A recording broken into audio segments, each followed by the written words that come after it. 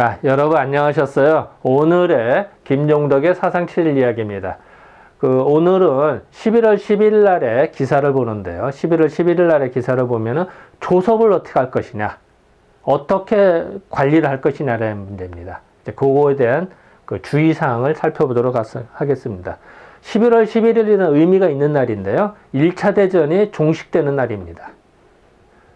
자, 경과를 좀 보겠습니다. 10월 초 11일서부터 첫 기록이 나오고요. 이 당시에 쭉 진행되는 것을 볼 수가 있고요. 학교 학생들이 결석을 하고 사망자들이 점점 늘어나기 시작합니다. 그리고 점점 더 확산되는 걸 볼 수가 있고요. 그리고 해외에서도 많이 확산이 되더라. 독일군 환자가 20만 명이다, 이런 말도 나오고요. 전 세계로 퍼지고 이제 서울뿐만이 아니라 지방으로까지 이제 점점 더 번지고 있습니다. 지방으로 번져서 결국 하고요. 또 미국에 대한 상황도 여기 이제 소개가 되고 있습니다. 서울은 조금 이제 종식되는 것 같은, 좀 줄어드는 것 같은, 한 고비가 넘어가고요. 그런데 지방은 점점 더 심각해지고요. 그래서 여러 가지 이제 에피소드도 생기게 되고요. 이제 지방이 심하다 보니까 개성은 사망자가 7배나 되고요. 오늘은 과연 이럴 때 어떻게 조섭을 할 것이나, 어떻게 예방을 하고 관리를 할 것이나 하는 조섭하는 방법을 살펴보도록 하겠습니다. 자, 11월 11일 날에 기사가 나왔네요. 여하는 이와 같이라는 뜻이거든요. 이와 같이 치료하라. 치료하는 방법을 설명하는 거예요. 이와 같이 치료해라. 독감이 들거든, 이제 스페인 독감이 들거든, 이렇게 조섭해라. 조섭하는 방법을 설명하는 겁니다. 그러니까 어떻게 보면 이 당시에 일반인의 주의사항이라고 할까요? 이제 그거를 여기서 설명하고 있습니다. 이제 그걸 자세히 좀 볼까요? 이와 같이 치료해라. 독감이 들거든, 스페인 독감에 걸리거든, 이렇게 조섭을 해라. 주의사항을 주는 겁니다. 요새 감기로 인하여서 죽는 사람이 많이 있어서 사람마다 각기 조심을 대단히 하고, 사람이 죽는데 조심 안 하겠습니까? 당연히 조심해야지. 안 하면 더 이상한 거죠. 그래서 이제 계속 나오는데 여기서 위생 부분을 강조합니다. 그러니까 이제 어떻게 몸을 잘 씻고 건강을 어떻게 할 것이냐의 부분들을 이제 강조를 하게 되는데요.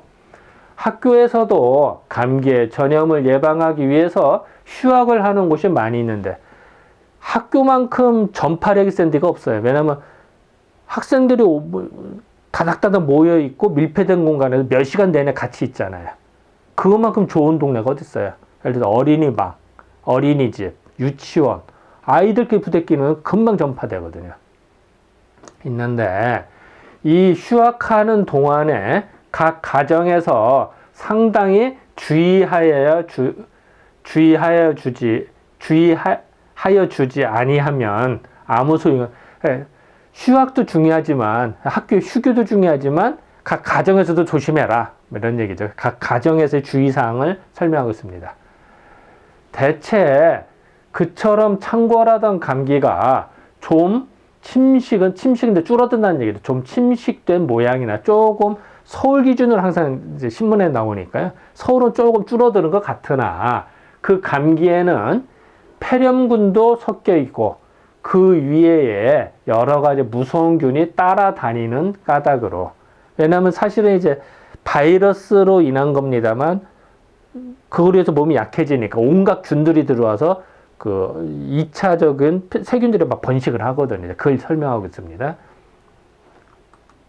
보통 감기와 달라서 보통의 감기는 그냥 잠깐 며칠 아프다 끝나잖아요.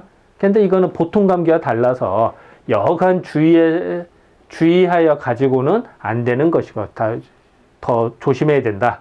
또 한 번 앓고 난 사람은 특히 더 조심해서 조섭을 하지 아니하면 다른 병이 생길 염려가 있는 것이다. 왜냐하면 이거의 특징은 지난번에 재발을 조심하라고 계속 강조하거든요. 처음 한번 걸렸다가 그냥 지나가요. 나섰어. 그런데 두 번째, 재발이 되면 반드시 폐렴으로 진행이 돼서 사망하더라는 기사가 계속 나왔었어요. 그러니까 이 당시에도 재발이 위험하다라는 걸 인식을 했기 때문에 더욱더 한번 앓고 나서 방심할 게 아니라 더 조심해라는 걸 강조할 수가 없었던 거죠. 지금으로 따지면 우한폐렴에 걸렸다가 뭐 음성으로 됐어. 그래서 퇴원을 했어. 근데 불과 며칠 사이에 다시 아프더니 사망을 해. 그것도 검사했더니 양성이야. 뭐 이렇게 이제 한 기사들이 나온단 말이죠. 이건 비슷한 케이스라고 보입니다. 그래서 이제 이런 어떤 전파력이 세기 때문에 이게 중요하고요. 보통 감기 같으면은 콧물이 나고 기침이나 하다가 콧물이나 기침 정도 하다가 2, 3일만 지나면 곧 낫는 것이나 보통 감기가 이렇죠. 그런데 이 악성감기 스페인 독감은 그렇지 않더라. 좀 다르더라. 그래서 여기 보면은 열도 나고 머리도 아프고 기침도 하고 뭐 숨쉬기도 힘들고 뭐 콧물도 나고 뭐 견통 뭐 이런 것이 다 복합다발적으로 옵니다. 통증들이. 사람에 따라서 처음에 인후는 이제 목입니다. 목 부위가 목구멍죠. 인후를 앓는 사람도 있어서 순서는 같지 아니하지만 서로 사람이 이제 기전은 좀 다르지만 열이 몹시 높아지는 거는 일반. 여기도 이때 고열로 시달린 겁니다. 그러니까 고열은 공통적이었습니다. 그러니까 지금도 우한폐렴 보면 되게 열 검사잖아요. 그죠? 체온 검사를 하듯이 이 당시에도 고열로 시달린 것은 공통적이었다는 얘기죠. 이 병은 흔히 환자의 겉에서 침방울에 섞여서 나오는 균을 마셔서 전염되는 거죠. 정확히 인식을 하는 거죠. 기침을 하거나 숨을 쉬거나 뭐 가래를 뱉거나 어쨌든 침을 통해서 이렇게 비말이 되잖아요. 그걸 통해서 공기 전염이 된다는 걸 이때 그대로 인식을 한 겁니다. 그래서 이런 걸 이제 조심해야 돼요. 기침할 때는 걸 조심해서 콧물을 조심해야 되는 겁니다.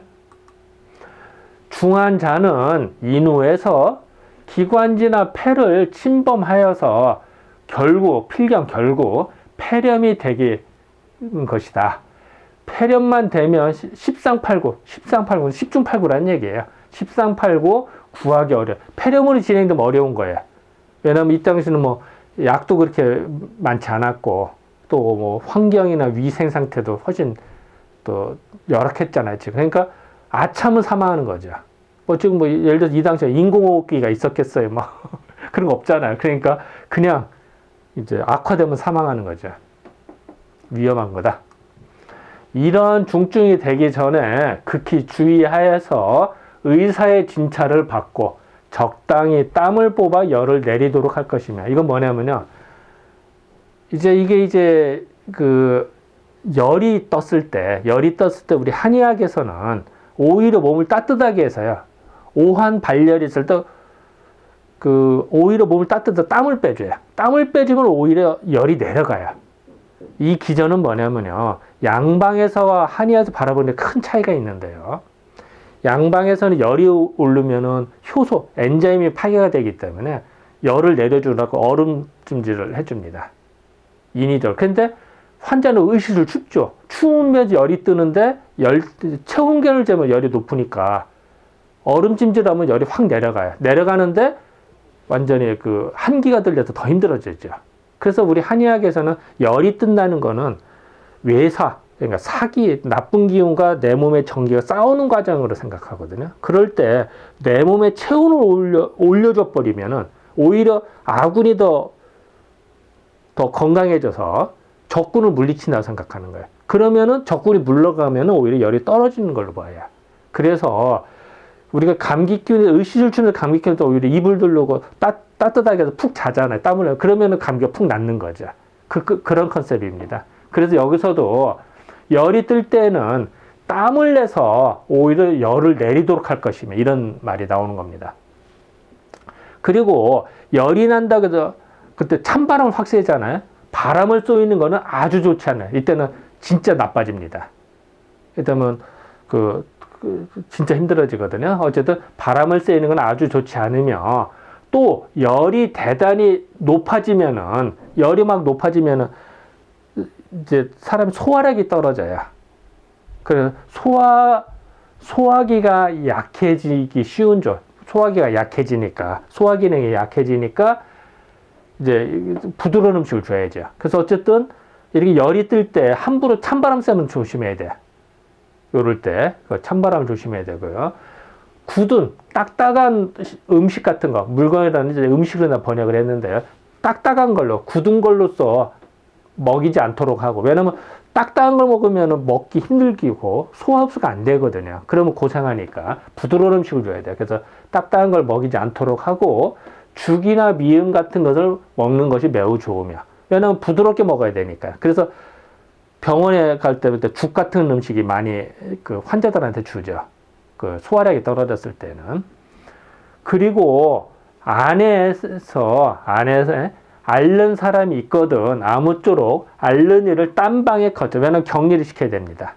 아픈 사람한테는 격리해라는 얘기죠. 격리했고, 다른 사람은 곁에 가지 않도록, 왜냐하면 주변에 가면 접촉하면 안 되니까 않도록 주의할 것이며, 뭐 이거는 지금도 그대로 맞는 말입니다. 그래서 아픈 사람한테는 소화력이 떨어지니까 가장 부드러운 음식을 주는 게 정답입니다.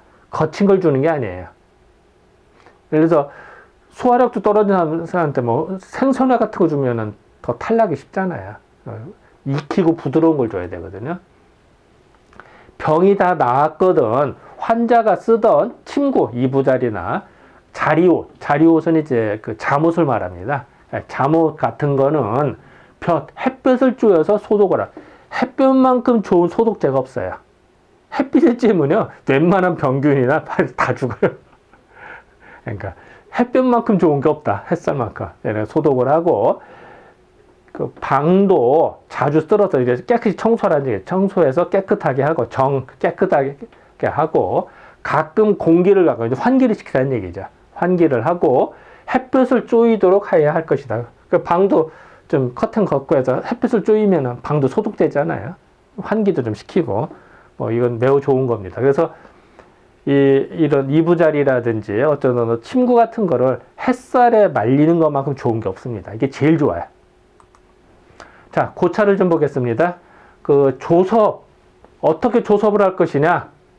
그거는 이제 격리, 조섭과 격리가 매우 중요한데, 특히 공기 전염을 조심해야 된다. 왜냐하면 기침을 통해서 할 수가 있으니까 마스크를 강조할 수밖에 없고요. 그리고 인후를 보호해야 된다. 왜냐하면 공기를 통해서 인후로 들어온다고 생각을 했으니까 인후를 보호를 했더라. 그래서 이게 폐렴이 되지 않도록, 폐렴이 되면은 아차하면 사망하니까 이걸 되게 조심할 수밖에 없어요. 그리고 몸이 아프고 힘들으니까 반드시 영양가 있으면서 부드러운 음식을 먹자. 거친 걸 먹지 말고 부드러운 음식을 먹자. 소화 잘 되는 걸로. 그리고 다시 한번 얘기하지만 사람은 전염을 조심해야 된다. 왜냐하면 전파가 될 수가 있으니까 하고, 햇볕에 소독하는 게 매우 중요하더라. 이건 진짜 매우 좋습니다. 그리고 또 하나는 자주 환기를 시켜야 된다. 공기가 탁하면 안 되니까 환기의 중요성을 여기서 강조했습니다. 자, 지금까지 11월 11일에 기사를 살펴보았습니다. 네, 감사합니다.